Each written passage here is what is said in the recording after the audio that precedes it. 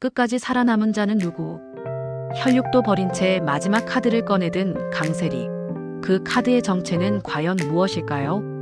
강재인이 아버지의 집을 되찾은 순간 모든 게 끝났다고 생각했었는데요. 하지만 인간의 탐욕이라는 게 그렇게 쉽게 포기되는 건 아니었습니다. 황기찬과 강세리는 마지막 순간까지 발버둥치고 있었어요. 특히 세리는 눈빛부터가 달라져 있었어요. 뭔가 무서운 계획을 세우고 있다는 걸 직감할 수 있었거든요. 황기찬은 지난날에 대한 후회와 재인에 대한 미련으로 무너져 내리고 있었습니다. 재인을 찾아간 황기찬. 재인아, 나 정말 아픈 거 맞아. 이제 마지막인데 제발 용서해 줄 수는 없을까? 하지만 강재인의 대답은 단호했습니다. 기찬 씨가 아프다고 해서 당신이 저와 제 가족에게 한 일들이 사라지는 건 아니에요. 지금까지 거짓으로 살아오신 거죠. 그는 재인이 겪었던 고통들을 누구보다 잘 알고 있었거든요. 하지만 진짜 문제는 강세리였어요. 세리는 재인에 대한 분노로 이성이 마비가 될 지경이었습니다. 재인에게 용서를 구하던 황기찬. 다음 날 재인과 만나기로 한 장소로 향하는데 저만치 재인이 보입니다. 신호등 앞에서 대기 중인 재인의 뒷모습을 바라보는 기찬. 차 안에서 대기 중이던 세리는 재인이 횡단보도 앞에 서 있는 모습을 보는데 세리의 눈이 번뜩 빛났습니다. 붕, 끼익, 쾅. 신호등에 맞춰 지나가던 재인을 향해 세리는 악셀을 밟았고 그 순간 재인을 뒤따라오던 기찬이 재인 대신 세리의 차에 부딪힙니다. 앰뷸런스가 달려오고 현장은 아수라장입니다. 기찬을 곧바로 병원으로 이송이 되고 긴급 수술을 받게 됩니다. 한편 재인은 아버지의 방을 정리하다가 이상한 걸 발견했어요. 서랍 깊숙한 곳에서 낡은 열쇠가 하나 나온 거예요. 그 열쇠에는 희망이라는 글자가 새겨져 있었는데요. 재인은 도윤에게 보여주며 물어봤어요. 이게 뭘까요? 아버지가 왜 이런 걸 숨겨두셨을까요? 도윤도 고개를 갸웃거렸어요. 뭔가 중요한 게 있다는 뜻 아닐까요? 그러던 어느 날 밤, 재인이 혼자 집에서 아버지의 유품을 정리하고 있을 때였어요. 갑자기 누군가 뒤에서 말을 걸었습니다. 혹시 그 열쇠, 무엇인지 알고 싶으세요? 재인이 깜짝 놀라서 돌아보니 서민수가 서 있었어요. 어떻게 여기까지 들어왔어요? 서민수는 쓸쓸하게 미소 지었어요. 회장님 집이었잖아요. 저도 여기서 오래 일했으니까요. 서민수는 충격적인 이야기를 털어놨어요. 사실 강세리 사모님이 저에게 부탁한 게 있어요. 회장님의 진짜 유언장을 찾아달라고 하셨거든요. 그런데 그 유언장이라는 게 사실 존재하지 않아요. 제인은 눈을 크게 떴어요. 그럼 왜 세리 씨에게 거짓말을 하신 거예요? 서민수의 고백은 더욱 놀라웠어요. 저는 회장님의 진짜 마음을 알고 있어요. 회장님은 돌아가시기 전에 저에게 이런 말씀을 하셨어요. 만약 세리가 제인을 해치려 한다면 반드시 막아달라고 하셨거든요. 그래서 저는 일부러 세리 사모님을 속이고 있는 거예요. 그 순간 문 뒤에서 누군가 엿듣고 있다는 걸 제인이 눈치챘어요. 강세리가 몰래 숨어서 들고 있었던 거죠. 세리는 화가 나서 벌컥 문을 열고 나타났어요. 서민수, 감히 나를 속였어? 그리고 제인, 너는 정말 끝까지 나를 괴롭히려고 하는구나. 세리의 얼굴에는 광기가 서려 있었어요. 그녀는 가방에서 뭔가를 꺼냈는데 그게 바로 작은 칼이었어요. 이제 끝장을 내자, 제인아. 너 때문에 내 인생이 망가졌어. 이제는 더 잃을 것도 없으니까. 제인은 뒷걸음질 쳤어요. 세리씨, 진정하세요. 이렇게 하면 안 돼요. 하지만 세리는 이미 정신이 나간 상태였어요. 진정하라고. 내가 어떻게 진정해? 내 남편도, 내 돈도, 내 자존심도 다 잃었는데. 그때 서민수가 앞으로 나서서 세리를 말렸어요. 사모님, 이러시면 안 됩니다. 회장님이 보시면 얼마나 슬퍼하시겠어요? 하지만 세리는 서민수까지 밀어냈어요. 닥쳐. 너까지 나를 배신했잖아. 위기의 순간 김도윤이 나타났어요. 그는 제인을 뒤로 밀고 세리 앞을 막아섰어요. 세리씨, 그 칼을 내려놓으세요. 실랑이를 벌이다 또다시 도망치는 세리. 허름한 여관에 숨어있지만 이내 경찰에 붙잡히고 만다. 당신을 특수살인 및 살인미수로 긴급 체포합니다. 놔 놓으라고. 끝까지 잘못을 인정하지 않는 세리입니다. 법정. 세리는 피의자 신분을 재판을 받게 됩니다. 인정합니까? 아니라고. 내가 아니라고. 역시나 세리는 죄를 뉘우치기는커녕 오히려 큰 소리를 칩니다. 변호사가 황기찬을 증인석으로 부른다. 기찬의 얼굴은 창백했지만 눈빛만은 단단했어요. 세리는 믿을 수 없다는 표정으로 기찬을 봤어요. 당신까지 나를 버리는 거야? 황기찬은 힘겹게 대답했어요. 버리는 게 아니야. 이제는 진실을 말해야 할 때야. 그는 제인을 향해 몸을 돌렸어요. 제인아, 미안해. 정말 미안해. 내가 너무 많은 거짓을 말했어. 기찬의 고백이 시작되었어요. 사실 회장님의 죽음에 대해서 내가 숨기고 있던 게 있어. 제인의 심장이 빨리 뛰기 시작했어요. 무슨 말씀이세요? 기찬은 눈물을 흘리며 말했어요. 회장님이 돌아가시던 날, 회장님은 의식이 있으셨어. 그리고 나에게 마지막 말씀을 하셨거든. 모든 사람들이 숨을 죽이고 기찬의 말을 들었어요. 회장님은 기찬아, 내가 죽으면 제인을 부탁한다. 그 아이가 행복했으면 좋겠다라고 하셨어. 그런데 나는 그 말을 무시하고 내 욕심만 차렸어. 제인의 눈에서 눈물이 흘러내렸어요. 아버지가 정말 그런 말씀을 하셨어요? 기찬은 고개를 끄덕였어요. 그뿐만 아니야. 회장님은 너를 위해 특별한 것도 준비해 두셨어. 황기찬은 주머니에서 작은 종이를 꺼냈어요.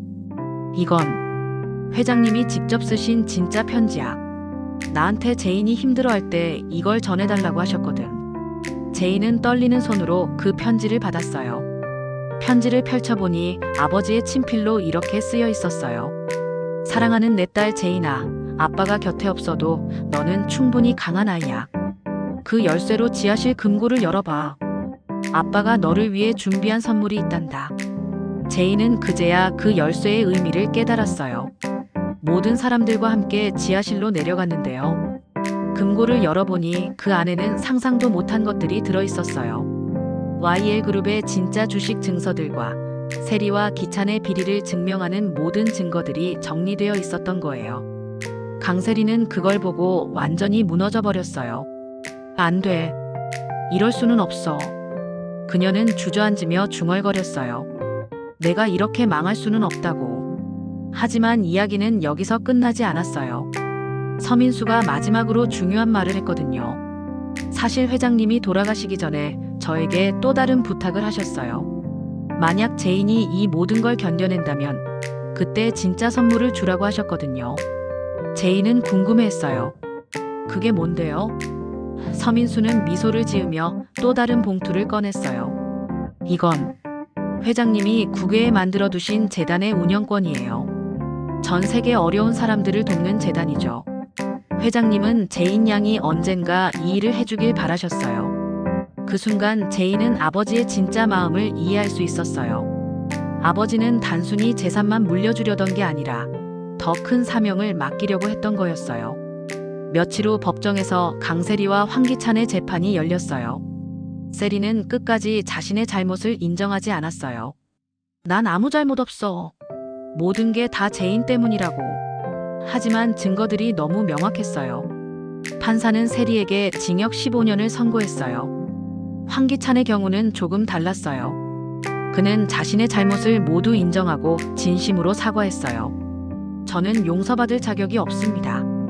하지만 제인 씨가 행복하게 살았으면 좋겠어요. 법원은 기찬의 진심을 인정해서 집행유예를 선고했어요. 재판이 끝나고 나서 황기찬은 병원으로 돌아갔어요. 위암이 많이 진행되어서 시간이 얼마 남지 않았거든요. 제인은 그런 기찬을 마지막으로 찾아갔어요. 기찬 씨, 정말 고생 많으셨어요. 황기찬은 침대에서 제인을 보며 눈물을 흘렸어요. 제인아, 나는 정말 바보였어. 너 같은 좋은 사람 옆에 있으면서 그걸 몰랐어. 제인은 담담하게 대답했어요. 이제는 편안히 쉬세요. 그게 서로에게 좋을 것 같아요. 기찬은 고개를 끄덕이며 마지막 말을 했어요. 고맙다, 제인아. 너 덕분에 나도 조금은 사람다워질 수 있었어. 그렇게 황기찬은 며칠 후 조용히 세상을 떠났어요. 한편 강재인은 새로운 시작을 준비하고 있었어요. YL그룹의 정당한 후계자로서 회사를 이끌어가기 시작했거든요. 첫 주주총회에서 제인은 당당하게 말했어요. 저는 아버지의 뜻을 이어받아 정직하고 따뜻한 회사를 만들어가겠습니다. 김도윤은 그런 제인 곁에서 든든한 버팀목이 되어 주었어요. 그는 제인에게 프로포즈를 했는데요. 제인 씨, 이제 우리 함께 새로운 가족을 만들어요. 슬픔 대신 기쁨으로 가득한 집을 지어요. 결혼식 날, 제인은 아버지의 사진을 보며 혼잣말했어요. 아버지, 제가 해냈어요. 이제 정말로 행복해질 수 있을 것 같아요. 도윤이 제인의 손을 잡으며 말했어요. 앞으로 평생 제가 지켜드릴게요. 결혼식이 끝나고 몇 개월 후, 제인은 아버지의 재단을 통해 전 세계 어려운 사람들을 돕는 일을 시작했어요. 그녀는 진정한 여왕이 되었던 거죠. 권력이나 돈이 아니라 사랑으로 다스리는 여왕 말이에요. 어느 날 제인이 재단 사무실에서 일하고 있을 때 도윤이 특별한 소식을 가져왔어요. 제인 씨, 좋은 소식이 있어요. 우리 아기를 가졌어요. 제인은 깜짝 놀라며 도윤을 안았어요. 정말이에요? 정말 우리 아기가? 그날 밤 제인은 아버지 방에서 아버지의 사진에게 말했어요. 아버지, 손자 손녀를 보여드리지 못해 죄송해요. 하지만 아버지의 사랑은 계속 이어갈게요. 우리 아이에게도 아버지처럼 따뜻한 마음을 가르쳐 줄게요. 마지막 장면에서 제인과 도윤은 새로 지은 집 앞에 서 있었어요. 그 집은 예전의 화려함보다는 따뜻함이 느껴지는 곳이었어요. 제인은 배를 쓰다듬으며 미소 지었어요. 우리 아기야, 이제 정말 평안한 집에서 자랄 수 있겠구나. 하지만 마지막 순간, 화면은 어둠 속에서 누군가 제인의 집을 바라보고 있는 장면을 보여줬어요. 그 사람의 정체는 명확하지 않았지만 손에 든 사진 속에는 강규철 회장의 모습이 있었어요. 과연 이 사람은 누구일까요? 새로운 이야기의 시작일까요? 그런데 여기서 또 다른 반전이 기다리고 있었어요. 그 미스터리한 인물이 바로 강재인의 이복형 강민호였던 거예요.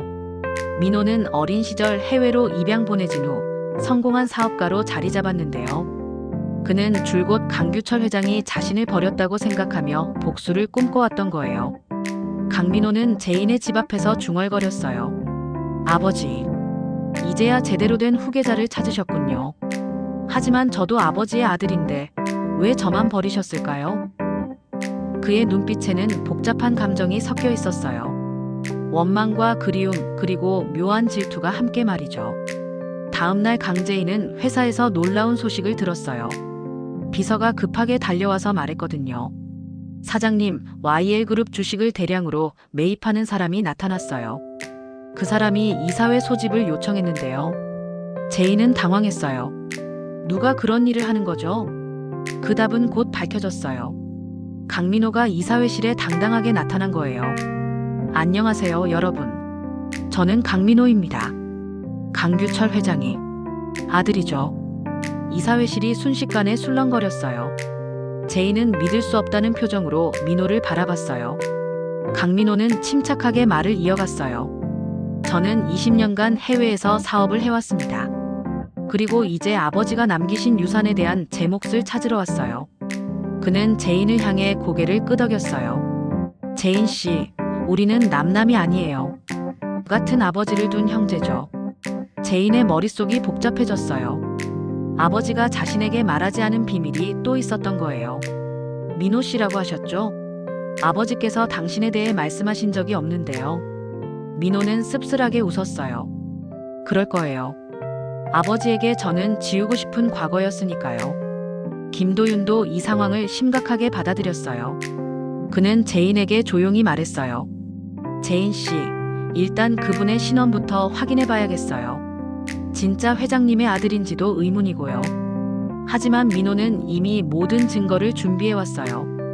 DNA 검사 결과와 출생 증명서, 그리고 강규철 회장이 과거에 보낸 편지들까지 말이에요. 그날 밤 제인은 잠을 이룰 수 없었어요. 아버지의 방에서 혹시 민호에 대한 단서가 있을까 찾아봤는데요. 그러다가 아버지의 일기장을 발견했어요. 거기에는 이런 내용이 적혀 있었어요. 민호야, 아빠가 너를 보내야만 했던 이유를 언젠가는 이해해주겠지. 아빠는 너를 사랑했단다. 하지만 그때는 너를 지킬 수 없었어. 제이는 그 일기를 읽으며 눈물을 흘렸어요. 아버지도 얼마나 힘들었을까 싶었거든요. 그 순간 문 뒤에서 소리가 났어요. 민호가 서 있었어요. 실례합니다. 문이 열려 있어서 제이는 당황해서 일기장을 숨겼어요. 민호는 방 안을 둘러보며 말했어요. 여기가 아버지 방이군요. 전혀 변한 게 없네요. 제가 어렸을 때와 똑같아요. 그의 목소리에는 그리움이 묻어나고 있었어요. 제이는 조심스럽게 물어봤어요. 민호 씨는 왜 갑자기 나타나신 거예요? 강민호는 창밖을 바라보며 대답했어요. 아버지가 돌아가셨다는 소식을 듣고 더 이상 미룰 수 없다고 생각했어요. 저도 아버지의 아들인데 마지막까지 낯선 사람으로 남을 수는 없잖아요. 제이는 그의 마음을 조금씩 이해할 수 있었어요. 다음 주 이사회에서 강민호는 자신의 계획을 발표했어요. 저는 YL 그룹을 망치려는 게 아닙니다. 오히려 제인 씨와 함께 더 크게 만들고 싶어요. 제가 해외에서 쌓은 네트워크를 활용해서 말이죠. 그의 제안은 사실 매우 합리적이었어요. 하지만 제인은 여전히 의심스러웠어요. 너무 갑작스럽게 나타난 형이라는 사람을 어떻게 믿을 수 있을까요?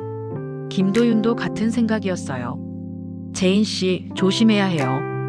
황기찬과 강세리 때문에 충분히 고생했잖아요. 그런데 민호의 진심이 조금씩 드러나기 시작했어요. 그는 제인이 운영하는 재단에 거액을 기부했고 회사 운영에도 정말 도움이 되는 조언들을 해줬거든요. 무엇보다 그는 아버지에 대한 이야기를 할 때마다 진짜 그리워하는 표정을 지었어요. 어느 날 민호가 제인에게 옛날 사진을 보여줬어요. 이건 제가 5살 때 아버지와 함께 찍은 마지막 사진이에요. 아버지가 저를 업고 계시죠.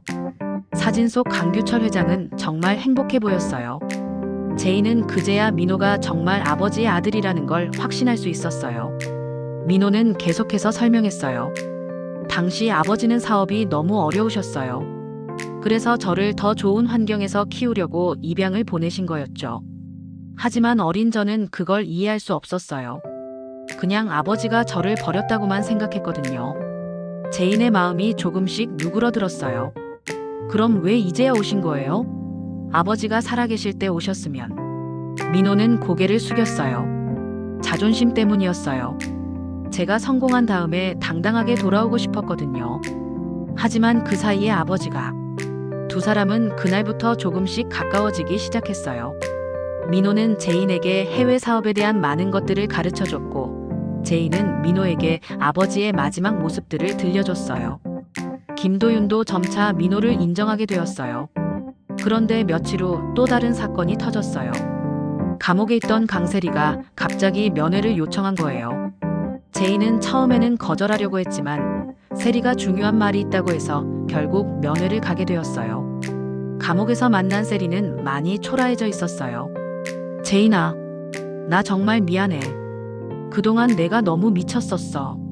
제인은 냉정하게 대답했어요. 지금 와서 사과해봤자 달라지는 건 없어요. 하지만 세리의 다음 말은 충격적이었어요. 제인아, 사실 너에게 말하지 않은 게 하나 더 있어. 강민호. 그 사람 조심해. 그 사람이 나타날 걸 알고 있었거든. 제인은 눈을 크게 떴어요. 무슨 말이에요? 세리는 떨리는 목소리로 말했어요. 민호가 예전에 나한테 연락한 적이 있어.